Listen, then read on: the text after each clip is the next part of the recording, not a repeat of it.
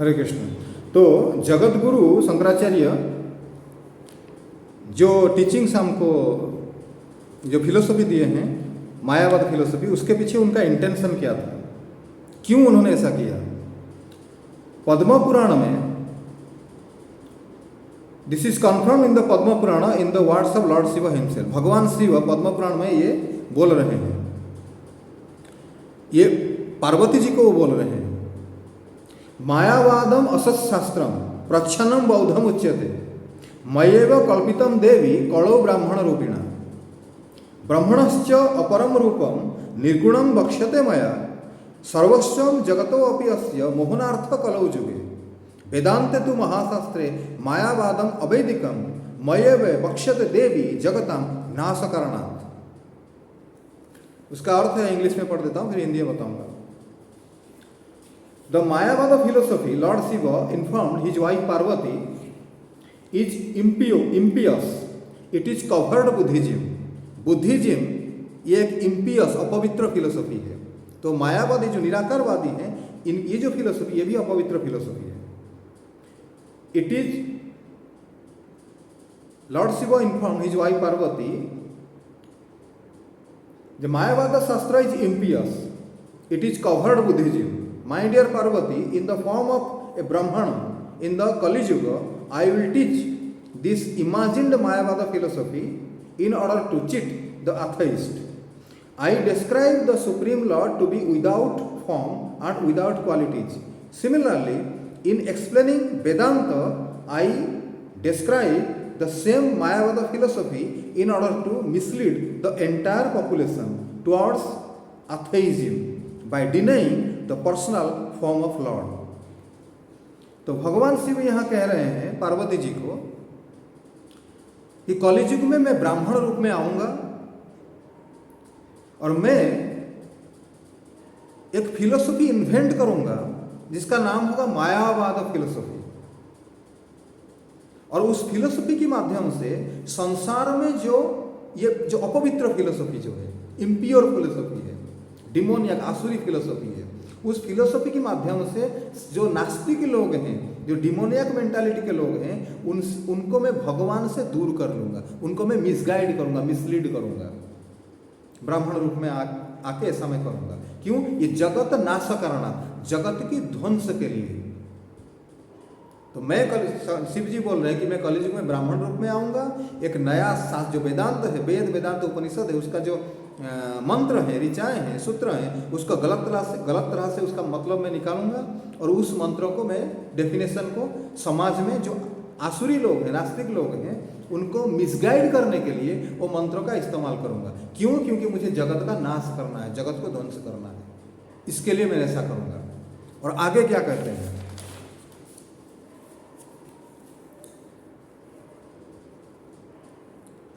द्वापरादौ जुगे भूत्वा कलया मानुषादिषु स्वागमहि कल्पितस्त्वं च जनानां मद विमुखान् कुरु।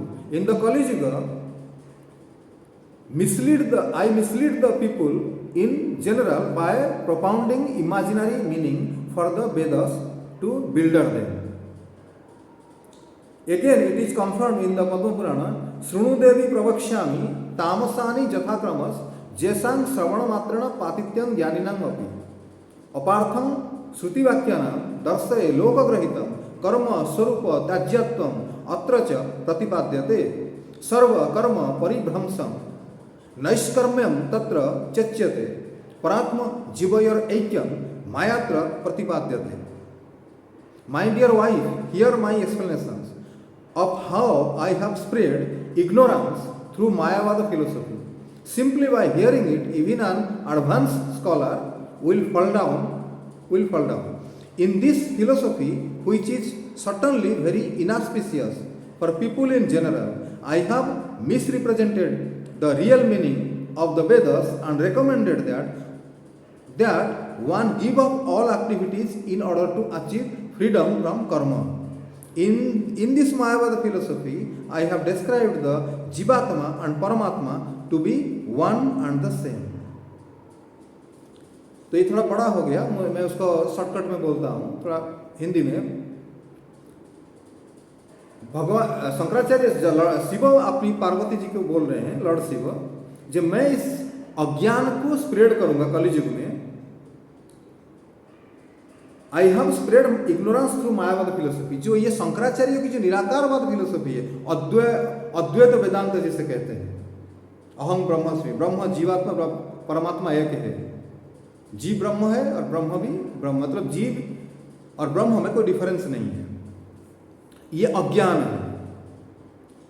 Simply by hearing it even an advance scholar will fall down. मेरी इस डेफिनेशन को सुन के कोई बहुत बढ़ा चढ़ा ज्ञानी भी होगा, वो भी उस आध्यात्मिक जीवन से गिर जाएगा, उसका पतन हो जाएगा। In this philosophy, which is certainly very inauspicious for people in general, I have misrepresented the real meaning of the Vedas and recommended that one give up all activities in order to achieve freedom from karma.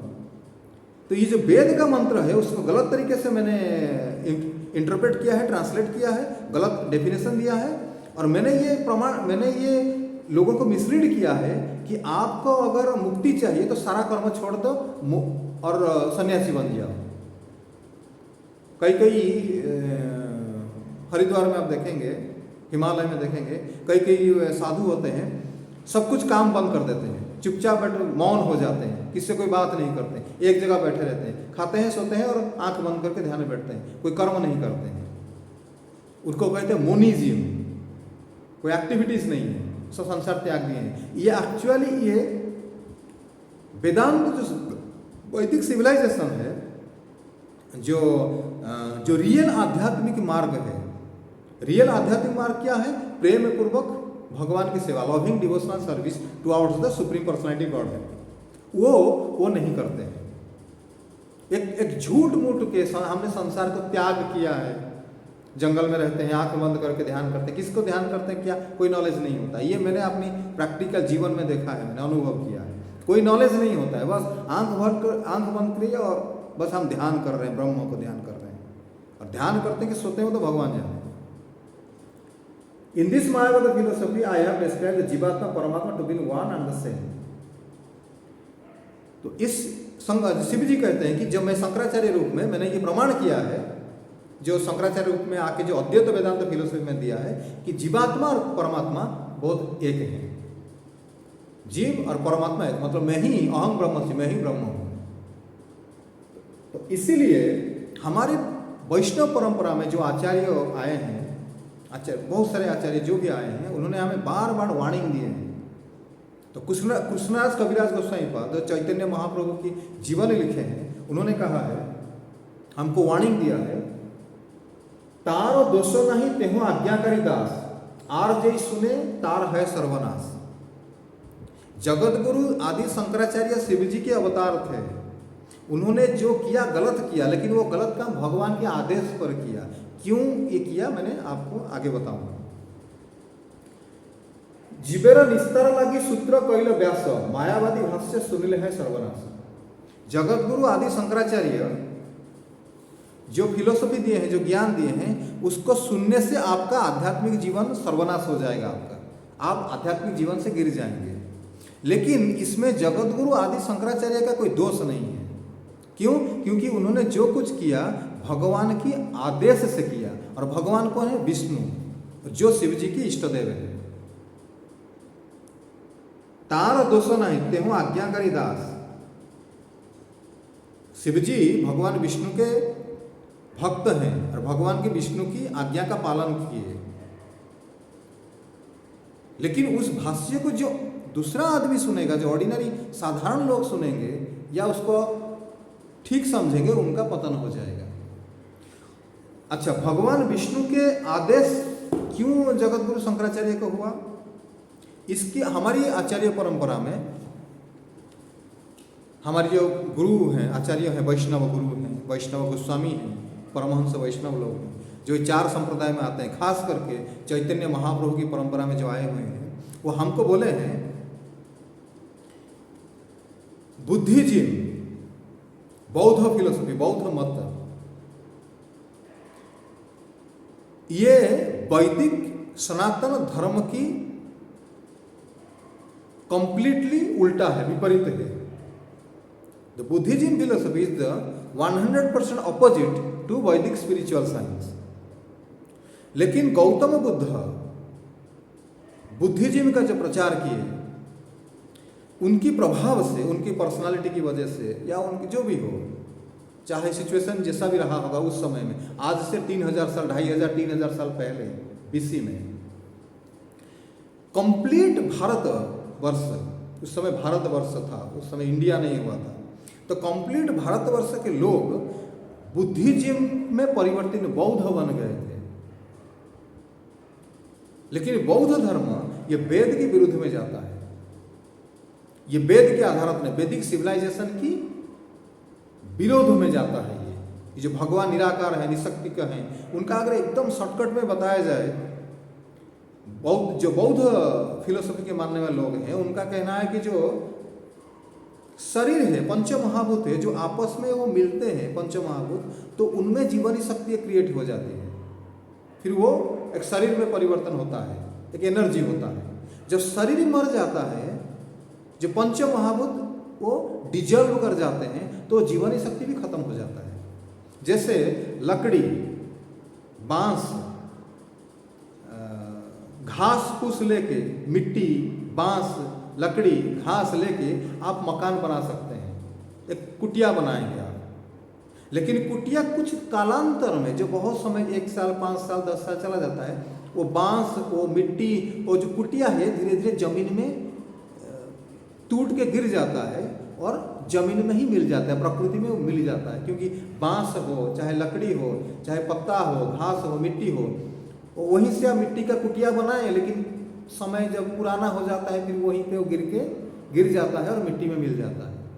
तो ठीक उसी तरह पंच महाभूत से शरीर बनता है और जीवनी शक्ति क्रिएट होता है। लेकिन शरीर का जब नाश हो जाता है, शरीर मृत्यु हो जाती है, तो ये शक्तियाँ जो हैं वो पंच महाभूत हैं, वो डिजॉल्व कर जाते हैं, प्रकृति में डिजॉल्व कर जाते हैं, और ये जो जीवनी शक्ति भी खत्म हो जाती है। फिर आत्मा कुछ नहीं रहता है, सब निराकार में मिल जाता है, महाशून्य में मिल जाता है। हम शून्य से आए हैं, शून्य से मिल जाते हैं। ये बौद्ध फिलोसफी है, और ये भारत की सनातन धर्म का कंप्लीटली ऑपोजिट टीचिंग्स है, बिल्कुल सनातन धर्म का विरोध में आता है। इसलिए बौद्धों को शास्त्रों में राक्षस, आसुरी फिलोसफी कहा गया है। और ये जो माया और जगत गुरु आदि शंकराचार्य, ये जो फिलोसफी इम्पर्सनलिज्म जो दिए, अद्वैत वेदांत, ये भी बुद्धिज्म का ही मॉडिफिकेशन है, उसका रूपांतर है। जगत गुरु शंकराचार्य ऐसा क्यों किए? जगत गुरु भगवान की आदेश से शास्त्रों के आधार पर पद्म पुराण में इसके बारे में वर्णन किया गया है। हमारे आचार्य लोग हमको ही सिखाए हैं कि भगवान, जैसे गीता में कहे, अर्जुन को भगवान ने बोले हैं, अर्जुन के माध्यम से हमको ही बोले हैं कि जदा जदा ही धर्मस्य ग्लानिर्भवति भारत अभ्युत्थानम अधर्मस्य तदात्मानं सजाम्यहम् परित्राणाय साधूनां विनाशाय च दुष्कृताम् धर्म संस्थापनार्थाय संभवामि जुगे जुगे। जब जब संसार में धर्म की हानि होती है, अधर्म बढ़ता है, धर्म हानि हो जाता है, तो मैं उस संसार में आविर्भूत होता हूँ, प्रकट होता हूँ, ताकि धर्म की पुनर्स्थापना हो सके और अधर्म का नाश हो सके। ये मेरा ड्यूटी है। क्यों? क्योंकि भगवान ही जगत को बनाए हैं। प्रकृति क्रियामणा अहम बीज प्रद पिता अहम सर्वस्य प्रभव मायाधक्षण प्रकृति श्वेत सचराचरम। गीता में भगवान बताते हैं कि मैं ही जगत का पिता हूँ, आदि पिता हूँ।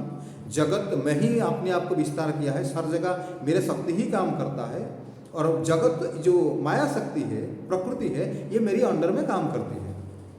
तो भगवान का ही ये बनाया हुआ सृष्टि है, और सृष्टि में जब कुछ डिस्टर्बेंस होती है, वही भगवान आके उसको ठीक करते हैं। ये उनका ड्यूटी है। या तो भगवान आते हैं, या भगवान अपने ही कुछ पार्षदों को वो भेजते हैं। जैसे शिव जी हुए, वो भगवान के ही अंश हैं। शिव जी भगवान से ही भगवान अपने आप को शिव जी रूप में विस्तार किए हैं। क्यों? संसार नाशकरण, सृष्टि के ध्वंस के लिए। तो वही वो भगवान खुद आते हैं, या तो अपने कोई पार्षदों को भेजते हैं कि तुम जाओ ये काम करो, आदेश होता है। और भगवान के जो सेवक होते हैं, भगवान के जो भक्त होते हैं, वो भगवान के आदेश का पालन करते हैं। जो भगवान के आदेश हुआ शिव जी से कि आप जाइए संसार में इस पर्टिकुलर फिलोसफी, अद्वैत वेदांत फिलोसफी, जो बौद्ध फिलोसफी के साथ मिला जुला फिलोसफी, उसको प्रचार कीजिए। तो जगत गुरु आदि शंकराचार्य भगवान की आदेश को पालन करने के लिए इस जगत में शंकराचार्य के रूप में आविर्भूत हुए और मायावत फिलोसफी का प्रचार किए कि निराकार ब्रह्म, भगवान का कोई रूप नहीं है, शक्ति नहीं, कुछ नहीं, वो महाशून्य ब्रह्म है और सर्वव्यापी है, निराकार है। ये हो गया भगवान का आदेश। तो भगवान ने ऐसा आदेश क्यों दिया? भगवान ये आदेश इसलिए दिए थे, भगवान चाहते थे, इसको पद्म पुराण में वर्णन किया गया है। तो भगवान शिव जी को कहते हैं कि हे शंकर, जगत में लोग जनरली आसुरी प्रवृत्ति के होते हैं, खड़ प्रवृत्ति के होते हैं। उन लोगों ने मेरी भक्ति करके, मेरी भक्ति करना बहुत सरल है, तो वो सरल उपाय से मेरी भक्ति करके मुझसे लाभ उठाने की कोशिश करेंगे, कुछ पाने की कोशिश करेंगे, वरदान पाने की कोशिश करेंगे या कुछ करेंगे, और उस वरदान से वो शक्तिशाली बन के, पावरफुल बन के सृष्टि की ध्वंस के लिए काम करेंगे। मुझे मांगेंगे, वर मांगेंगे, और जैसे ही मैं वर दे दूंगा वो सृष्टि के ध्वंस के लिए काम करें। कैसे? एग्जाम्पल, जैसे हिरण्यकशिपु ब्रह्मा जी से वर मांगा था, मैं दिन में नहीं मरूंगा, रात में नहीं मरूंगा, जमीन पे नहीं मरूंगा, आसमान में नहीं मरूंगा, कोई मनुष्य नहीं मार सकता, जानवर नहीं मार सकता। तो ये जो वर मांगा था वो पावरफुल बना उसने। तो क्या किया उसने? इंद्र सारी देवताओं को मार के भगा दिया, पूरी सृष्टि को अपनी कंट्रोल में ले लिया। वो तो भगवान विष्णु थे, नृसिंहदेव थे, जो उन्होंने हिरण्यकशिपु का वध किया।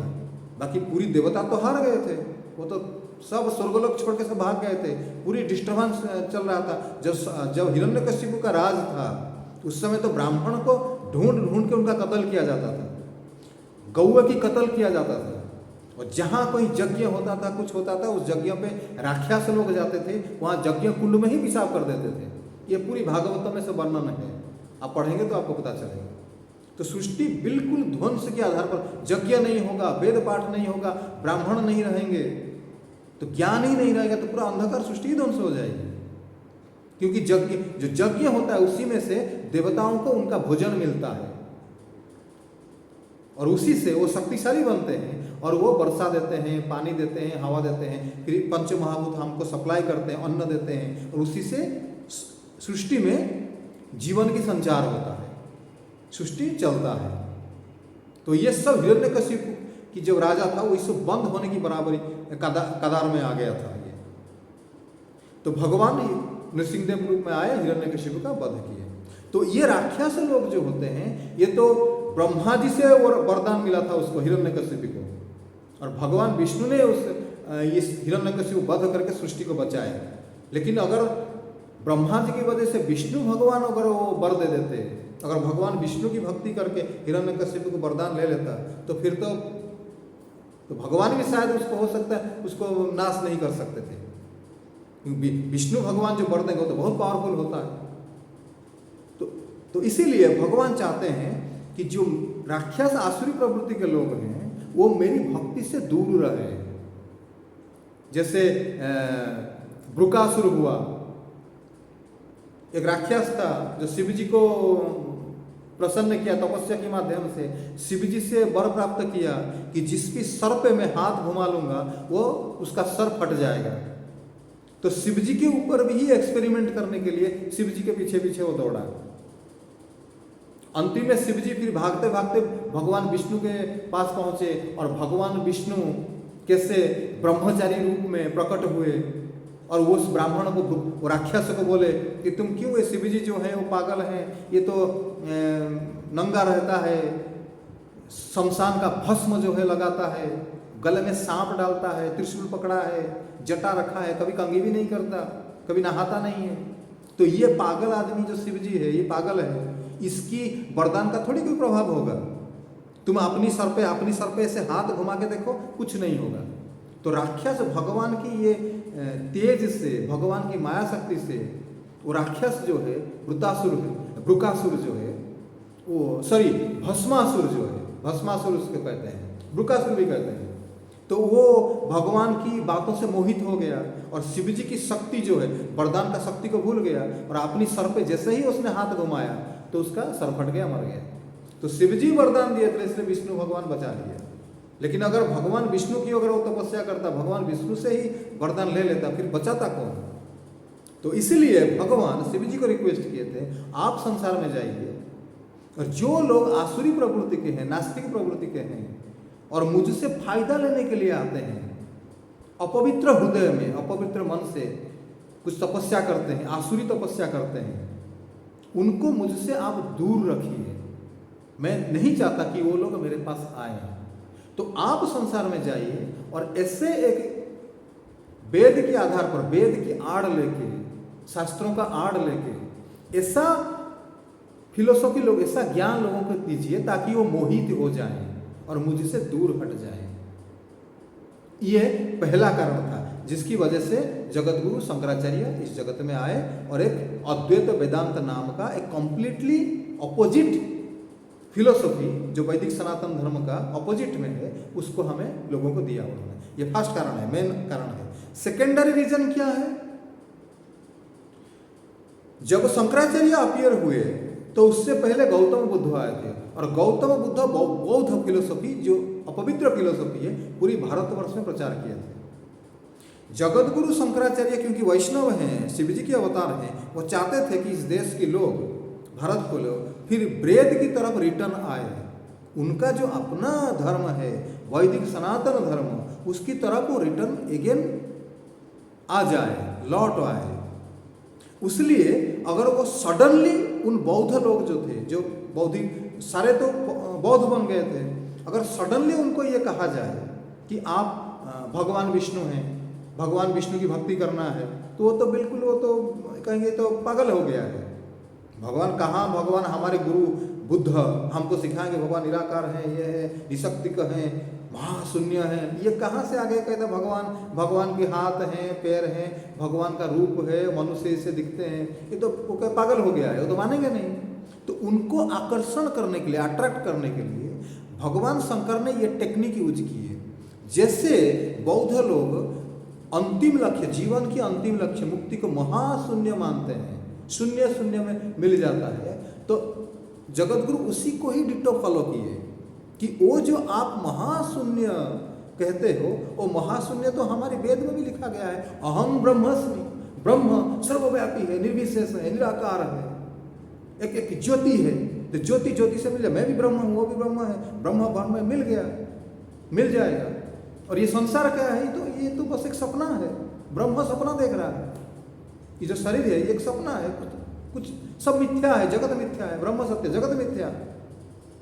तो खाली अज्ञान की वजह से मैं अपने आप को जीव समझ रहा हूँ, शरीर में समझ रहा हूँ, संसार को देख रहा हूँ। लेकिन जैसे मेरा ज्ञान हो जाएगा, सपना टूट जाएगा, तो सब ये संसार भी चला जाएगा, ये शरीर भी चला जाएगा, मैं तो ऑलरेडी ब्रह्म हूँ, ब्रह्म में लीन हो जाएगा। तो ये बातें जो बौद्ध फिलोसफी को मानने वाले लोग थे, उनको ये सुइटेबल हुआ, उनकी समझ में थोड़ा थोड़ा आया कि हाँ इसमें थोड़ा सच्चाई है, क्योंकि पहले से वो निराकारवादी थे, शून्यवादी थे।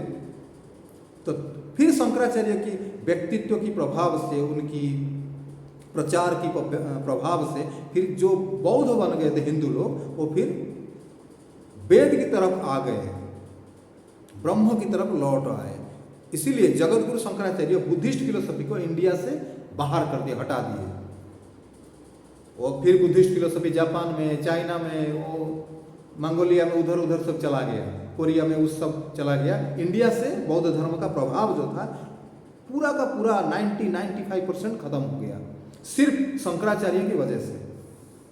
इसीलिए शंकराचार्य जी को हमारी परंपरा में ऐसे फिलोसफी तो उन्होंने गलत दिया, लेकिन उनको हम दोष नहीं दिया जाता है, क्योंकि भगवान का आदेश था। और ये जो बौद्धों को उन्होंने फिर से वेद की तरफ ले आए, इसकी वजह से हमारी परंपरा में शंकराचार्य को आचार्य माना जाता है। तो परंपरा में नहीं है। जो 4 संप्रदाय यूनिवर्सिटीज है, ब्रह्म संप्रदाय, श्री संप्रदाय, रुद्र संप्रदाय, उसमें से शंकराचार्य नहीं है, लेकिन फिर भी उनको आचार्य की सम्मान दिया जाती है, स्टेटस दिया जाता है। क्यों? क्योंकि उन्होंने वैदिक सनातन धर्म का उद्धार किया था। कम से कम जो लोग, जो बुद्धिस्ट होते हैं आज की तारीख में, ये बुद्धिस्ट लोग ये दिल्ली में इकट्ठा होके क्या डिमांड कर रहे थे, ये तो आप जानते होंगे। हम किसी हिंदू देवी देवताओं को मानते नहीं, ये कुछ नहीं, ऐसे बोल रहे थे ना। तो ऐसे लोगों को जो बौद्धिक सनातन धर्म के विरुद्ध में है, उनको ब्रेद की तरफ रिटर्न ले आए जगत गुरु शंकराचार्य। पूरी भारत की जो वैदिक सनातन धर्म का उद्धार किए, इसलिए उनको आचार्य की स्टेटस दी जाती है, एक स्पेशल स्टेटस दिया जाता है। शंकर का साक्षात कहा जाता है। शंकर शिव जी के अवतार थे, और इसलिए हम उनके प्रति, भगवान शंकराचार्य के प्रति कभी दोष दृष्टि नहीं करते। लेकिन वो जो सिचुएशन था वो 2500 साल पहले था, वो सिचुएशन चला गया। आज की जो माहौल है, आज की माहौल में जो जगत गुरु शंकराचार्य की जो फिलोसफी है, उसमें जो अज्ञानता है, वो जो वैदिक सनातन धर्म का फिलोसफी तो वैदिक सनातन धर्म की अगेंस्ट में है, तो वो इसको हम अभी समय आ गया है कि इसके बारे में खुलकर हम बताया जाए लोगों को कि शंकराचार्य जो फिलोसफी दिए थे वो एक टेम्परारी, एक सर्कमस्टेंशियल रीजन की वजह से, सिचुएशन की वजह से, कुछ इमरजेंसी की वजह से उनको ऐसे करना पड़ा था। लेकिन उनकी उस टेम्परारी फिलोसफी को हम अपने आप एक ऑर्गेनाइजेशन बना के, आश्रम वगैरह, मठ वगैरह बना के, उस 2500 साल पहले की जो इंसिडेंट घटना घट गई थी उसको पूरा एकदम अपने जीवन में आचरण में ले आएंगे कि जगत गुरु शंकराचार्य ने हमको ये सिखाए, वेद का ये अर्थ है, और पूरा उसमें प्रचार लगे रहेंगे, उसी बात को प्रचार करेंगे। और जो रियल नॉलेज है, जो भारत की सनातन धर्म, भगवान विष्णु की भक्ति करना, उससे दूर दूर तक हमारा कोई रिलेशन ही नहीं रहेगा। अगर ये काम हम करेंगे आज की तारीख में, 2500 साल बीत जाने के बाद भी, शास्त्रों को बिना जाने, शास्त्रों में क्या लिखा गया है, शंकराचार्य की पोजीशन क्या था, उनका टीचिंग्स क्या था, क्यों उन्होंने ऐसा किया था, ये सब बिना जाने अंधों की तरह आज भी उसको फॉलो करेंगे और दुनिया को बताएंगे, लोगों को बताएंगे सब कुछ निराकार है, जगत मिथ्या है, मैं ब्रह्म हूँ, वो ब्रह्म है, मैं सपना देख रहा हूँ, ब्रह्म सपना देख रहा है, ब्रह्म में लीन हो जाएगा। तो ये आज की तारीख में प्रचार करना, ये बहुत ही गलत बात है, ये सनातन धर्म की अगेंस्ट में है। हमें ऐसा नहीं करना चाहिए। हरे कृष्ण।